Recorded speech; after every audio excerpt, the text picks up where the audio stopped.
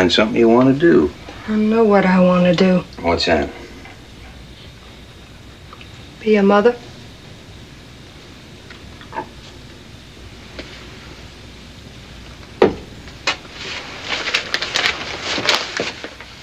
We can have a kid.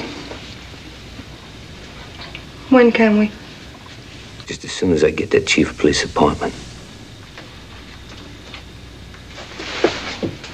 You mean that, Troy? You're not just saying it? I don't lie, Lola.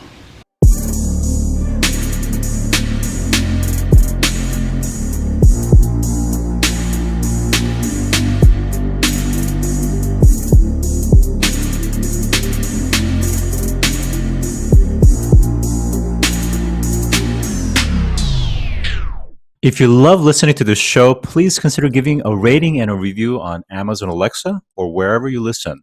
We want to continue bringing you this amazing content, and part of our ability to do that means that we need a big audience. Now, it may not seem like much, but rating and reviewing the show will help more people find us, just like how you found this show. Simply on any podcast platform, search for a show, scroll down to the bottom, and push 5 stars. It's that easy. Thanks for supporting the show.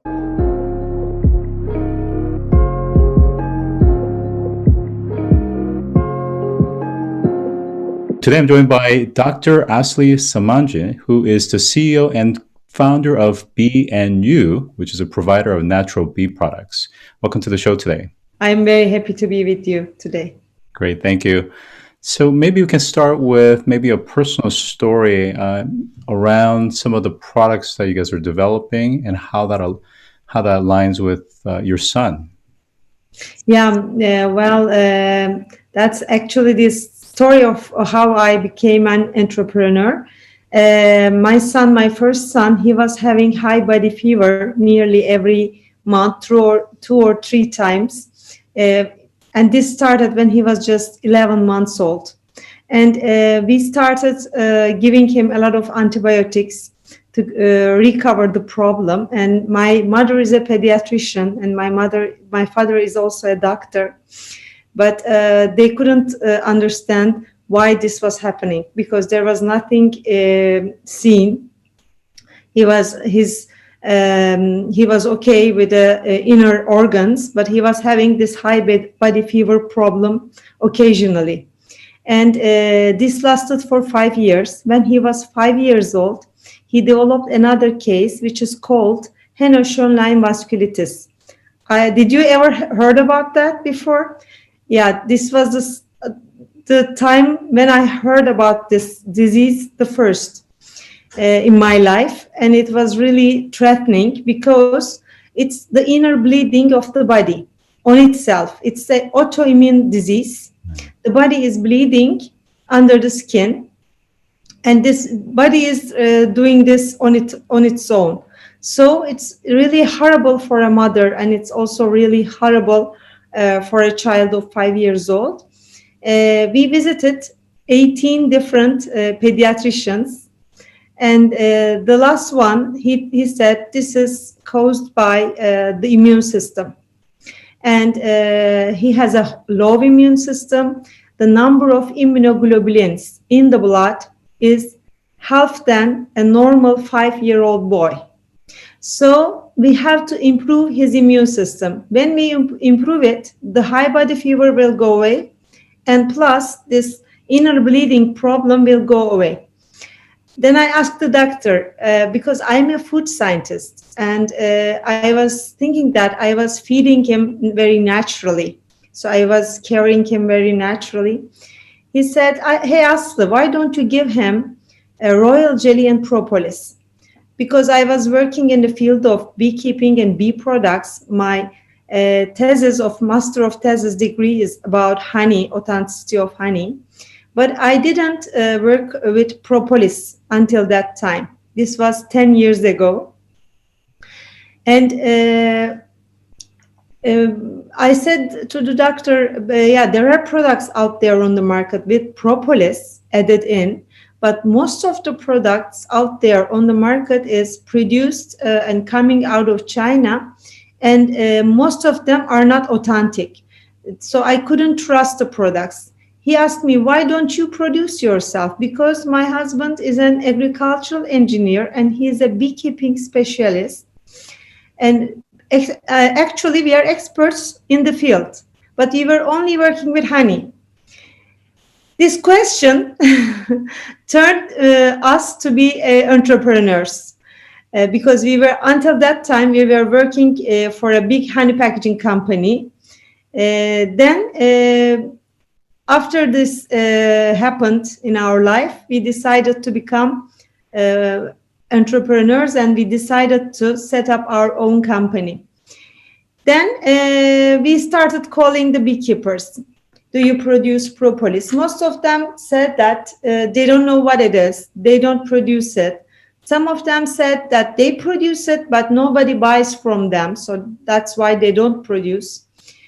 Then we asked one beekeeper, can you produce for us? Because this is very, very important for the health of our son.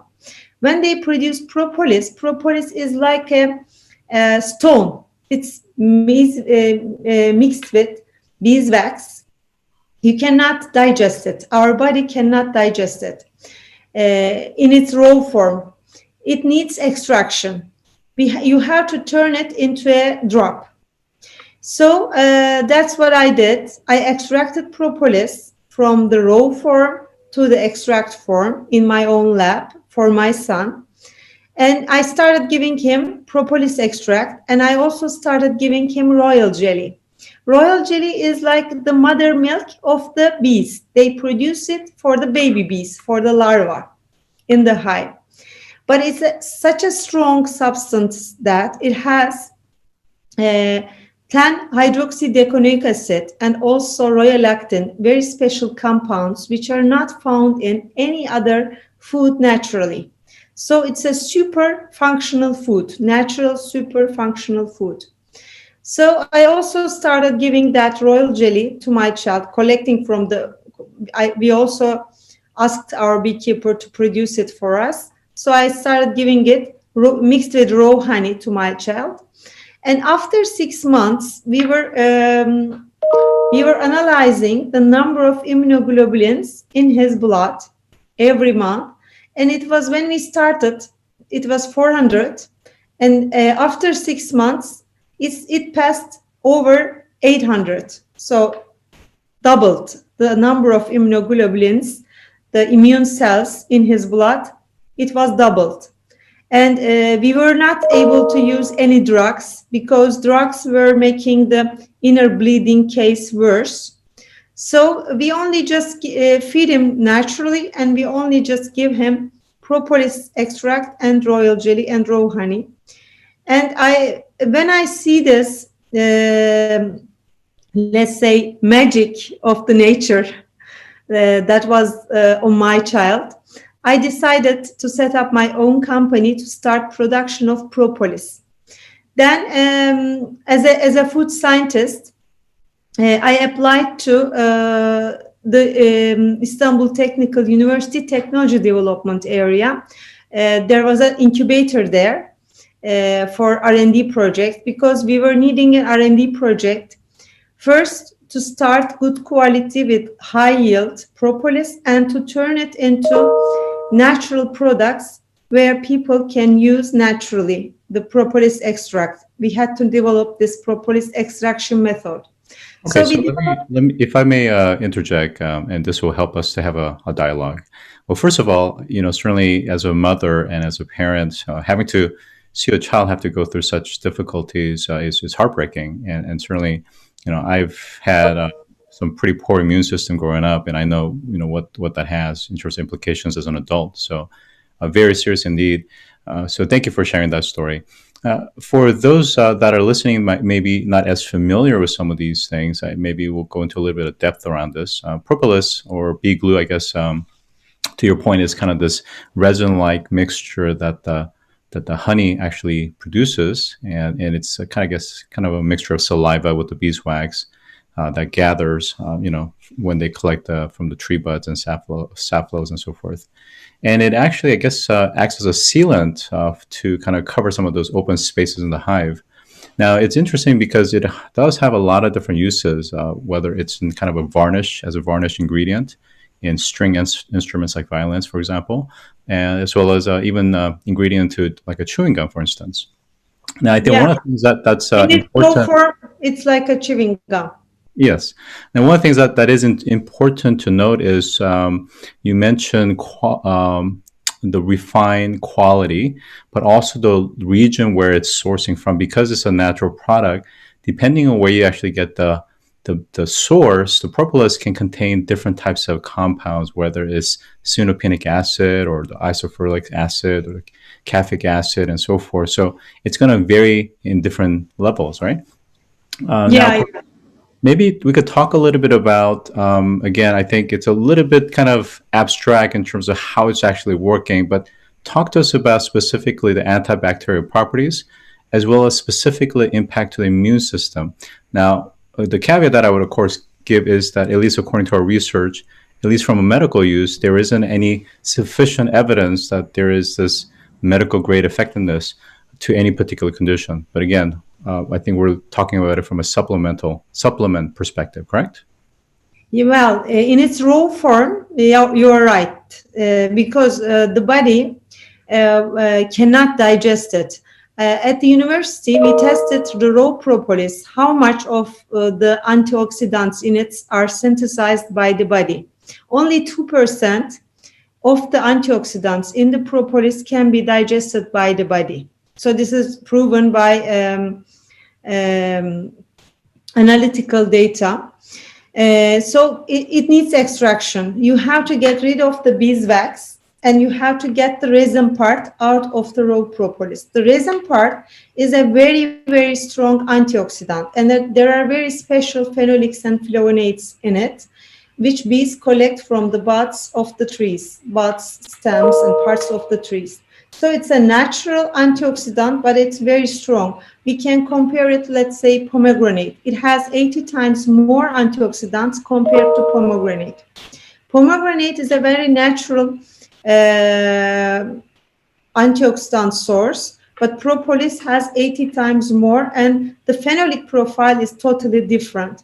So these special phenolics and flavonoids, we have to get them in a standardized form, in an extract, like a drop.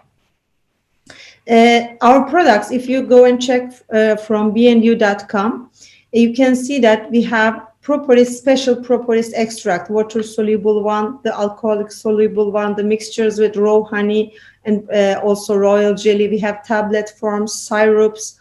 We use only extracted propolis in all of our products. We have more than 60 SKUs right now. Because we have propolis so strong, these antioxidants, they have also antibacterial power, antiviral effects, antifungal effects, anti-carcinogenic effects, and anti-inflammatory effects at the same time. And because we have this very strong substance in our hand, we don't need to use any preservatives, colorants, any added substances in any of our products. When we put propolis in a product, it has its own shelf life due to the antioxidant and antimicrobial effects of propolis. So if I may pause you here, because we're on a climate change podcast, I want to integrate this into the topic at hand that's broader for us, which is there's a couple of dimensions for us to explore. One is the role of bees and the importance of bees as far as the ecosystem and the health of plants and agriculture.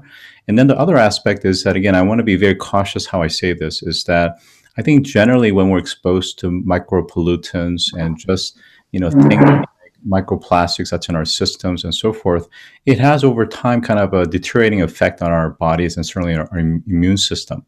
So I want to explore from the perspective of the environment, from the bee side, but also how such a compound like propolis can actually help us to strengthen our immune system as we're regularly being attacked by essentially the pollutants that are out there. Well, I have been working with bee products like 25 years. My doctorate and my master of thesis degree is also about bee products. And I have tested many times the contaminants out there in the bee products, not only propolis, also royal jelly, honey. Of course, there is a risk. There is a risk that the bee products can be contaminated with pesticides or contaminants like heavy metals out there from the environment.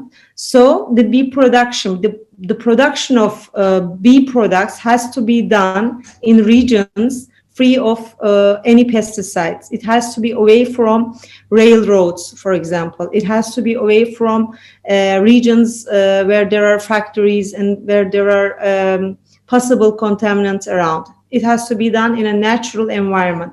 That is why we started our production with contracted beekeeping model.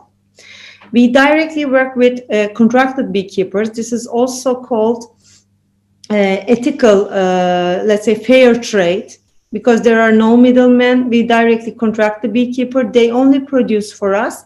And we also test their production conditions. We also control their production conditions. We control the environment where they place their hives. They have to place their hives in a very natural environment, free, away from any possible contaminants, and and there should be also clean water sources around so that the bee products are clean. And they shouldn't apply any beekeeping, let's say, drugs or other things. They have to apply good beekeeping practices. We contract them, they produce for us, we give them guarantee to buy, and we also support them to sustain their business. So this is a sustainable beekeeping model. So I feel that I probably haven't done a very good job explaining what my questions were. So I'll try it again one more time. Let's maybe just break it up into one at a time. So first of all, the role of bees and the pollination to the health of regenerative farming and our environments, broader environments. Can you talk about that first? The role of the bees is so important for the world. If bees will get lost, humanity will get lost. There is a saying they say it's from Einstein, if bees will get lost, humanity will get lost within 4 years. Maybe this is too aggressive, but it's true, because 80% of all the plants are pollinated by bees. This means if bees will get lost, 60% of all the food on the market will get lost by time, which are pollinated by bees. The legumes, all the fruits, vegetables, whatever we eat from the plants, they will get lost, definitely. So this will affect everything.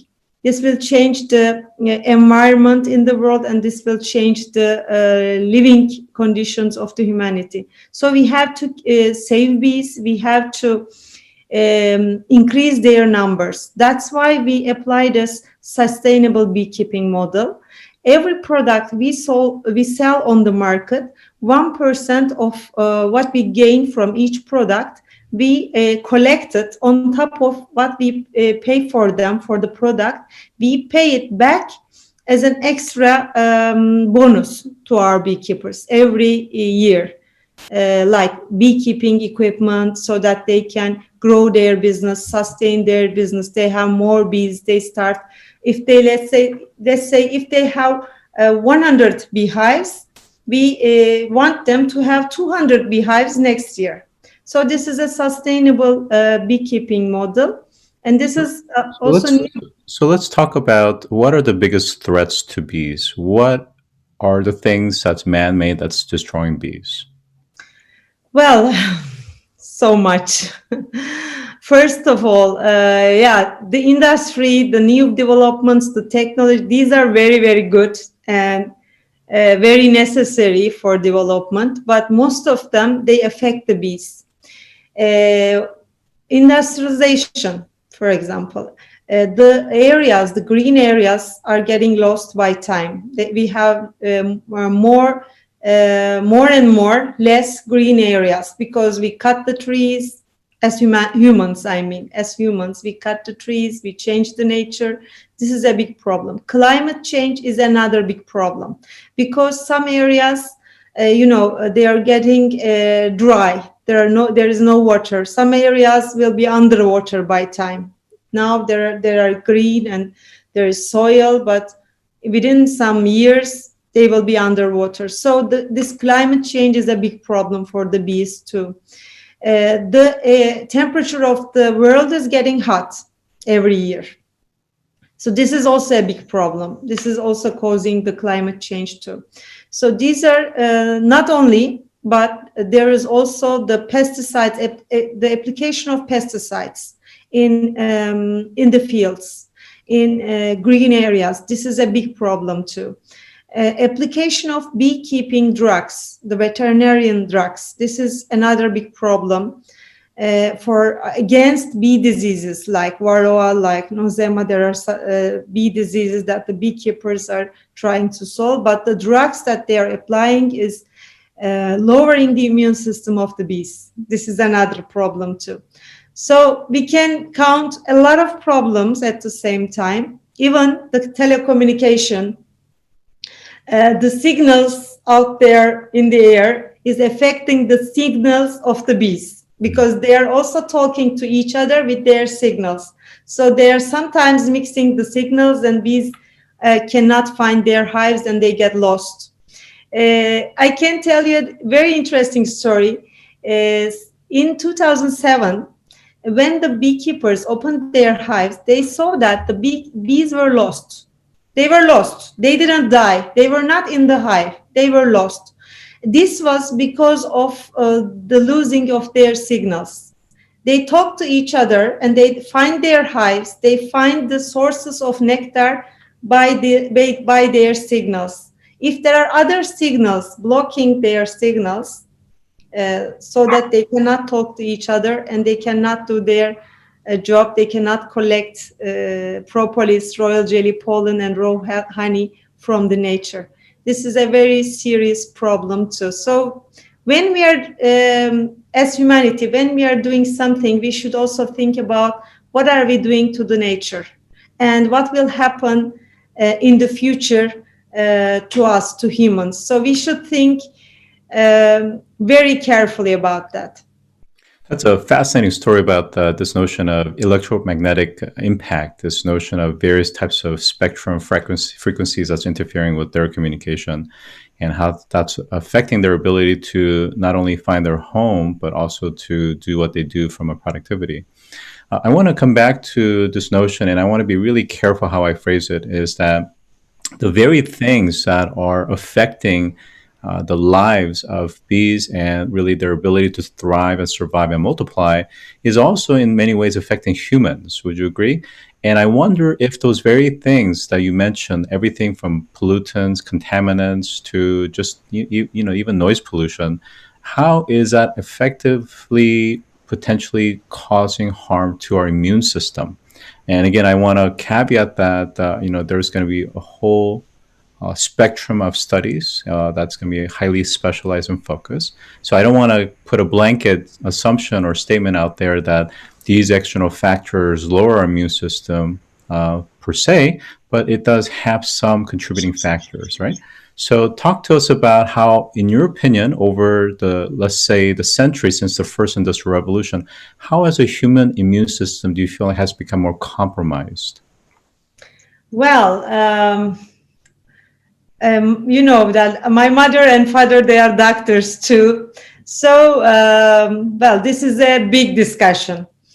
Yes, the immune system of the humans are maybe not getting all the time down, but it's getting different. Like, for example, babies are being born with allergies. Why? There is so much cancer. Cancer is like influenza right now. It's like a flu. It's like a cold. So our immune system is changing, but the life of the humans is also longer and longer. When we compare it with the past, because of the developments in the medical science, the life of the humans is getting longer. Yeah. Now there is pandemic, and this is a really horrible situation right now. But if we compare past and now, medical science, the development of the medical science is very good. But the development of other things that you mentioned, pollutants, noise, too much movement, which we cannot do right now, but we were doing that in the past. I was flying twice a week, for example, internationally. Maybe you were the same. Not now. We have to stop where we are right now. We have to. But everything is affecting our immune system. It's changing our body. And it's like, I think, our genes are changing. Not only the immune system, everything. The codes of our genes is changing with the nature, with the world. It's like the climate change. Our body is also adapting to the new situation. Is it good? Somehow it's very good, because some people is living longer and longer, which can adapt. Which cannot adapt the situation, they're having a lot of chronic diseases, and it starts when they are born, like my son. So the immune supporters, the natural immune supporters, like royal jelly, like propolis. By the way, propolis it's nothing new. Bees have been producing propolis, royal jelly, and honey the last 20 million years. And humanity has used it in medicine, medical science, many times in the ancient times. For example, Egyptians, they have prescriptions with propolis, especially on skin, on burns and cuts. They were using propolis. For example, Hippocrates, the father of the medical science, he was also using bee products. This is nothing new, but we are recovering sometimes again these natural products from the nature again and again by time. That's right. And just to recap, is that I think what we're talking about is this, something that's very familiar to us, the bees and the honey and just the natural things that they produce. And what we're finding out is that bees themselves are in imminent danger because of what we're doing. And that certainly is attributed to climate change as well. And then those same things that's affecting climate change is also affecting our immune system potentially as well. And I think what we're talking about when we specifically call out propolis is this notion of high quality, high purity, natural supplement that the nature itself provides that we can actually use as a supplement to enhance our immune system. I think that's what we're talking about. Is that correct? How can people find out more about BE&YOU? You can go and check our website, BEE&YOU.com. So with that, I've been joined by Dr. Asli Samanci, who is the CEO of BE&YOU. Thank you for joining today. Thank you. If you've enjoyed this episode, take a moment to rate our show on any podcast platform that you listen to. Scroll down to the bottom and push 5 stars. It's that easy. And as always, thanks for listening.